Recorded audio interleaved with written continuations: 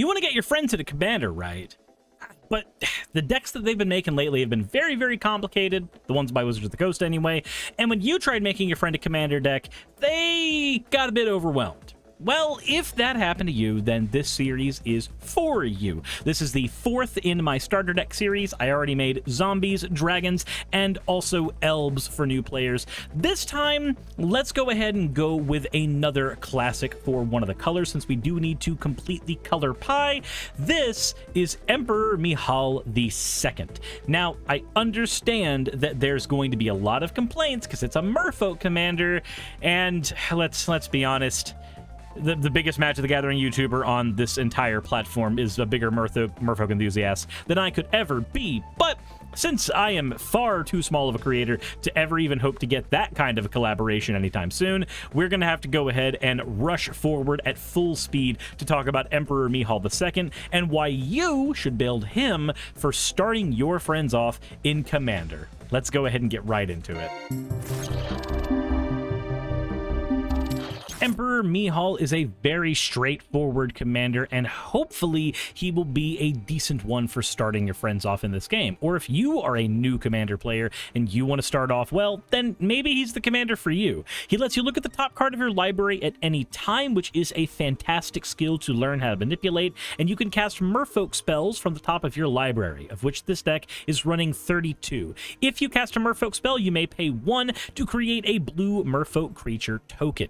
Now, the benefit of a commander like this is that for a new player, he is very straightforward. He lets you gain advantage when you otherwise wouldn't have it by letting you play cards from the top of your library. He gives you a very simple strategy to work with, play Merfolk spells, then benefit, and he gives you all the tools you need to execute that strategy because he lets you freely drop them off the top of your library as long as you have the mana. So, let's go ahead and talk about what we are going to be doing to make sure this deck is tailor-made for a new player that wants to get into the game. The very first thing is a new player is going to need to have some way of manipulating the top of their library besides just what Emperor Mihal is allowing. Looking at the top is perfectly fine, but every new player needs to learn how to play a Planeswalker, and I think the Planeswalker for this deck is going to be Jace the Living Guildpact. The fact that his +1, which people are going to be more incentivized to do more than anything, lets you look at the top 2 cards of your library and place 1 in the graveyard, means that people will be able to look too deep in their deck constantly to see if they need to find different Merfolk to play. If somebody does not have a hit off top, then they can just +1 Jace and try to dig for 1. If they do have a hit off top, they can play Merfolk until they hit a dead card and then plus Jace to manipulate the top of their deck a little bit and try again to find something else. He also gives people access to a non-land removal, which is very important for new players, as the more restrictive removal spells can feel very daunting when you don't know what to aim them at, and sometimes everything looks equally threatening. Having the ability to get rid of anything on the board if you need to is really important for learning how to interact with a board accordingly. If you have all the options available, you always have more opportunities to use those options. But our commander makes Merfolk tokens, so the first thing we need to supplement our commander with is Deep Root Pilgrimage. This says if a non-token Merfolk touches the board, we can create a new 1/1 blue Merfolk creature token with hexproof. This should supplement our commander nicely so that even during turns we don't have the extra mana to pay into his ability, we will always be gaining extra Merfolk throughout our game. But what kind of Merfolk are we going to be throwing on the board? Well, let's go ahead and talk about the first important ones. Master of the Pearl Trident gives all Merfolk you have 1/1 and Island Walk. Merfolk Sovereign gives all your Merfolk 1/1 and can make 1 Merfolk not able to be blocked until the end of the turn.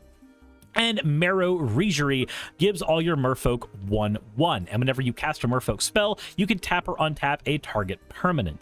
These 3 lords will be building the basis for what the deck is going to be going for. I'd like to include more lords in the deck, but the idea behind these is to have a deck that is a $20 budget deck for a new player. And if I were to include more Merfolk lords, I'd be breaking that budget a bit more. Then we need to talk about the larger Merfolk army we are going to be trying to to dig out from the top of our deck with Emperor Mihail. These are going to be the bulk of the creatures that your friends are going to be dropping on the board. I've tried to make sure that each one of these is as simple as they possibly can be in what they do and how they benefit the main game strategy. Library Larcenist says that when it attacks, we get to draw a card. Obviously, for a new player, this is just simply a draw spell they have access to that's repeatable. But if you're a seasoned player, you know that this gives you multiple ways to manipulate that top of your deck. Drawing a card is replacing the card on top, and if you draw a land and then are left with a Merfolk on top, it's almost as if you drew 2 cards, because now you have the ability to cast that Merfolk as well. And a newer player realizing that value play is going to be incredibly happy.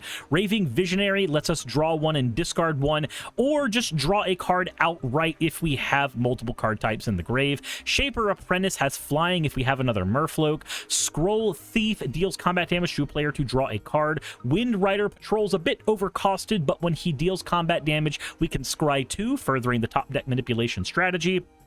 Saltwort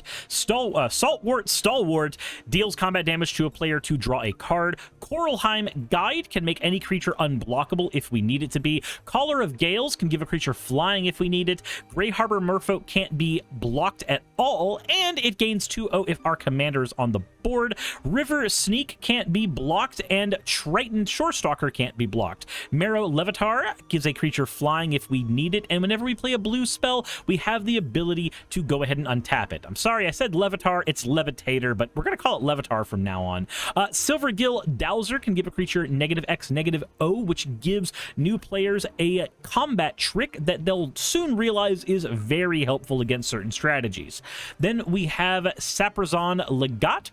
This is a flying Merfolk, and if a player has a mountain and you have an island, you can play him without paying its mana cost at all, which will feel really good off the top of the deck. Tidal Warrior can make a land become an island to benefit our island walk strategies. Streambed Aquatex can give a Merfolk creature 1/1 an island walk, or make and land an island if we need it. Tideshaper Mystic can make it land an island if we need it to. Mistcloak Herald can't be blocked normally, and Sylvan of Sea and Sky has indestructible as long as we've got 2 other Merfolk, grants ward 1 to the entire board, and whenever it attacks, it will draw us an extra card. Each of these are fairly simple, easy to execute on, and will feel great when they resolve off the top of the deck or off the hand, so long as you have the mana to pay into Mihail's ability. But there is one thing that we lack, and that is a way to grant parity breaking status to the entire board. One thing new players will almost always struggle with is figuring out how they can break parity. And breaking parity simply is just, when everybody is at a stalemate, how do you advance the game state? How do you eliminate a player when everybody is in a rock solid position and has lots of blockers open? Well, we've got a few ways to facilitate that. Frostwind Invoker is a Merfolk that for 8 mana can give all of your creatures flying. Mist Dancer gives all the Merfolks 1/0 and flying, and can be cast from the graveyard in a pinch. Waterspout Weaver says at the beginning of your upkeep, if the top card of your library shares a creature type with it, so if it's a Merfolk, then we can reveal that card and give all of our creatures flying, and Wonder can give our creatures flying if we have an island and have Wonder in the graveyard. And some of our Merfolk do let us draw and discard, so getting Wonder into the graveyard should not be very difficult for any player of any skill level. Now, for the draw package of this deck, we need to have a hard focus on top deck manipulation. Drawing cards is fine and dandy as its own way to work with our top of deck, given what our commander does, but being able to place the cards we want on top of the deck as well will benefit us a great deal. And learning the skill of how to layer these things will help new players understand how to sequence their turns. Luckily, we actually have Merfolks that help with this. So Riverwise Augur enters the battlefield, letting you draw 3, and then put 2 cards from your hand on top of your library in any order. We can just place 2 Merfolks back on top of the deck, and now we can cast them with Emperor Mihail without having to worry at all. Seafloor Oracle says if a Merfolk deals damage to a player in combat, we can draw a card, giving us a lot of free draw power. Brainstone gives us another way to manipulate the top of our deck, doing the same thing as the Riverwise Augur by sacrificing it. Brainstorm Storm, the original version of this ability, will always work well as it draws you 3, then puts 2 from your hand on top of your library, typically always Merfolk. Brain Surge is a new version of this effect that lets us draw 4, then put 2 on top of our library in any order, so easily what's the best way to put this? This is not better than Brainstorm in that it does cost more mana, but it is better than Brainstorm in that it does actually give us 1 extra card, whereas Brainstorm is almost always a break even if Emperor Mihal isn't part of the conversation. But in terms of older cards that do this effect, Dream Cache is still available as a draw 3, put 2 on top that we always will have access to. In terms of combat tricks, we have Military Intelligence to draw us a card anytime 2 or more creatures swing, which the player controlling this deck should be doing almost all the time. Bident of Thassa and Reconnaissance Mission are giving repeatable draws as well for every single time one of our Merfolk can make contact with a player. Whirlpool Rider can reset our hand by shuffling our hand into our library, then drawing as many cards as we had, while also being a Merfolk in his own right. And Merfolk Looter, one of the most important cards anybody can learn how to utilize, lets you loot repeatedly if you have dead cards in hand, which will also give us more ways to repeatedly dig into the deck as we are teaching new players how to make sure that they are maximizing the power of Mihal without having to spend too much mana into maximizing his potential. Now, getting new players to interact with the board is a bit of a hard thing to do. Trust me, I have tried, but I'm trying to make sure that each of these decks has a robust interaction package, regardless of that fact. Now, some of these cards are overcosted, as giving a player a mono blue deck means Bounce and Counterspell are some of the only options they have, and I'm not a big fan of Bounce when showing new players how to remove things, because while the Bounce on, say, our Jace is really good, just putting a card back to hand, if you're a newer player, it can feel like, oh, well, they'll just recast the card. Experienced players understand that getting rid of a card at a critical junction can disrupt a strategy a lot, but if you're a newer player, that's a skill that you don't quite have. So to facilitate maximizing the enjoyment of this deck for those kinds of players, I've tried to make sure that all the removal is either counterspell or full-on permanent removal. Beginning with Convolute, countering any spell unless its opponent has 4 mana to pay. Cancel can counter any spell at 3 mana. Negate can counter any non-creature spell. Counterspell can counter any spell, and Sinister Sabotage can counter a spell while giving us a little bit of top deck manipulation if we want it. These are honestly some of the best ones we can put in at our budget, though obviously if we had an extended budget, it would be easier to include some stronger counter spells in here. But some of the more complicated ones, like the one with Convoke that lets us draw and discard afterwards by tapping creatures, might be a good include if you're showing somebody how to upgrade a deck. The next thing that I would include for really any starting deck is a Meteor Golem, as it can destroy any non-land permanent, and in this case we're going to add a Scour from Existence, as it can do the same thing.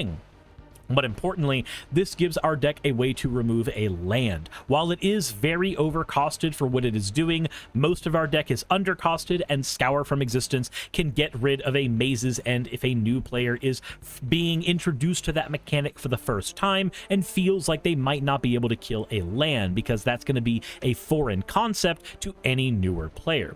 Introduction to Annihilation gives them a 5 mana sorcery that can exile any non-land permanent, and the downside of them drawing a card isn't the worst thing in the world when we take into account its mana cost. Finally, we have Resculpt and Raven Form to get rid of artifacts or creatures, as these are more modal, but they do replace themselves with a token when we throw this removal spell at a card. While I'm not the biggest fan of that, especially when we are trying to teach a new player that that token is nowhere near as worthwhile as the card you're getting rid of, I can't deny the power that these cards have in terms of giving blue permanent ways to remove something forever. Finally, we have to have a couple board wipes for any new player so that when the board does get overly complicated, they have a way of resetting it. Starting with Slyn Voda the Rising Deep, this card lets you pay kicker into it to bounce every single creature that is not a Merfolk, Kraken, Leviathan, Octopus, or Serpent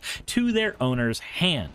Playing this will let the Merfolk player not have to experience the side effects of a board wipe, while also benefiting from putting everybody else on the back back foot. Likewise, Spectral Deluge is doing a lot of that heavy lifting as well, returning every creature an opponent controls with toughness X or less, where X is the number of islands we have, to their hand. Spectral Deluge is a fantastic include in a deck like this, as we are mono blue, and we're never going to suffer the penalties of the card ourselves. And finally, we gotta talk about ramp and mana. Now, I understand that we are a very low to the ground deck, so we don't need to ramp a ton, but there are some very interesting includes we can add that are going to feel amazing for any newer player. And I want to start with the first one that I think will shine greatly for new and experienced players alike. This is the Defiler of Dreams. This can lower the cost of any of our blue permanents, of which our deck is primarily made of, by 1 blue mana, as long as we're willing to pay 2 life into it. And whenever we cast a blue permanent, we can draw a card. With the plethora of 1 and 2 mana creatures in this deck, this can give a Merfolk player their first experience with storming off on a turn, so long as they're willing to use their life as a resource, which is another good lesson for new players to understand. Taking 25 damage in a turn doesn't really matter, so long as you've got enough life to pay for the things you want to do on your turn. As long as you're not dead, your life points can be used for anything you damn well please. And I think teaching players that kind of lesson as early as possible is really, really good. Past that, in terms of more standard draw, we have Mind Stone, which can be sacked to draw a card if we need it, Sky Diamond, which can tap for blue mana, Wayfarer's Bauble, which can grab any type of basic land, in this case just an island from our deck, Soul Ring, because we're teaching new players, they're gonna get a Soul Ring, Commander Sphere, because it can be cracked to draw a card, Unstable Obelisk, because we can crack it late in the game to remove any problematic permanent from the board. And again, I have to emphasize this, when we are dealing with newer players, giving them cards that let them answer problems on the board as opposed to paying attention solely to their field is really, really important. It lets them analyze board states, it lets them take into consideration the other cards on the board instead of what they have, and it lets them plan their turns out better. When you're playing a game of chess, you're never just looking at your own board, but unfortunately, newer players do have a habit of doing that with Commander, mostly due to the boards being very, very overly complicated. Turns out, removing key pieces from a board early can stop those boards from getting overly complicated in the first place. This is why I'll always advocate for things like Unstable Obelisk in beginner decks, and even in higher power decks that have ways of abusing its effects. Then we have Honored Heirloom as a way to deal with people's graveyards. The mana of any color isn't the most important thing in the world to us, but having the ability to touch a player's graveyard will give new players one more tool in their pocket to deal with various styles of decks. Stony Banneret can make all of our Merfolks cost 1 less, and it has Island Walk in its own right. Notably, if you have the Stony Book Baronet and you have the Defiler of Dreams as well, putting these two together can allow a player to just dig through their deck and churn through it really, really well. Not having tutors in these decks will make it harder for players to see this combo all the time, but when this happens, the aha moment that cards can be combined to create this powerful of an effect is going to be a watershed moment for that player. Then we finally have Heraldic Banner, as it is yet another way to add 1/0 to all of our creatures of a singular color, of which our deck is primarily composed of blue cards, with only a couple of colorless cards. Past that, we have 29 islands, and usually I would only put in 1 utility land, but I'm starting to realize that that may not be the smartest thing to do, especially in a deck like this that cares so much about manipulating the top of the deck. So I've added in 9 fetching lands to this deck that will be able to help with top deck manipulation. If you don't know how these can top deck manipulate, what you need to do to teach a new player is, hey, look at this Terramorphic Expanse. Let's say you have a choice between playing this and an island. If you play the island, then you have mana you can use immediately. The Terramorphic Expanse gives you mana slower. But here's the thing. If you have the Emperor on the board and you see the top of your deck, let's say he's sitting here staring at you, giving you access to Merfolk, but you don't see any Merfolk on the top of your deck. So you ask yourself, what do? You have no spells to play, and you have an island on top of your deck. There's nothing you can do. Oh, wait.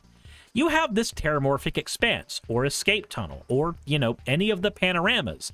You can play this card, tap it, crack it, and immediately yank an island out of your deck and reshuffle it. This will give you access to a new card on top of your deck and a new chance at playing a Merfolk.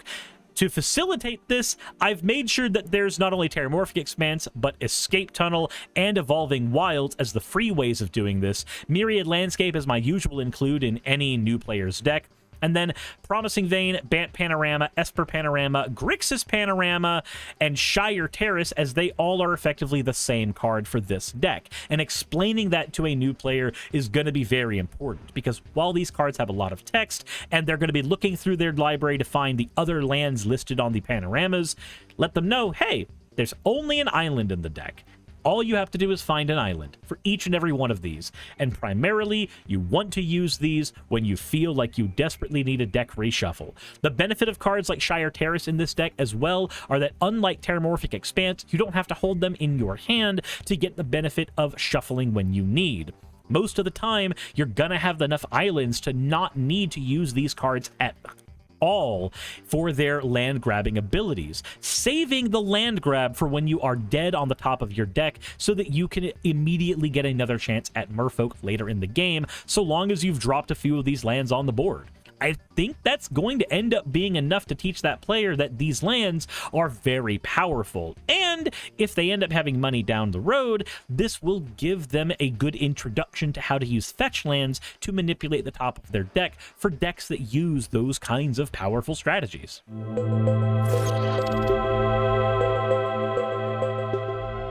In conclusion, Emperor Mihail is a very straightforward commander for this kind of deck, and I think because of that, he's going to be perfect for newer players. Letting you play with the top of your library effectively gives you an 8th card in hand all the time, and learning how to use cards that break parity that this deck has in abundance, and cards that help you manipulate the top of the deck will teach a lot of things about sequencing to newer players who otherwise wouldn't have a chance to learn those abilities in any other commander environment. Emperor Mihail does a fantastic job at giving you a payoff as well by giving you lots of little Merfolk tokens that we can also make sure break parity with cards like the Waterspout Weavers or Wonder later in the game, even though these Merfolk do not automatically have ways of getting in there and being unblockable. I think the deck's going to end up being really fun if you have not tried a Merfolk deck before. If you're a newer player and you're looking to get into Magic, I think Emperor is going to be incredibly good for you. He's got a lot of value attached to him. You'll rarely run out of cards in your hand, and casting spells off the top of your deck, let's be honest, is really freaking cool. That said, let me know what you guys think in the comment section below. If you have any upgrades you would do to this deck if you were handing this to a newer player, let me know down there as well. As always, thank you for watching, especially when I'm experimenting with new kinds of series on the channel. I appreciate every single one of you, and if you do get a friend into this game using this deck, let me know what that experience ended up being like so I can work on improving these videos as time goes on. As always, everyone, thank you for watching, and insert end of video tagline here.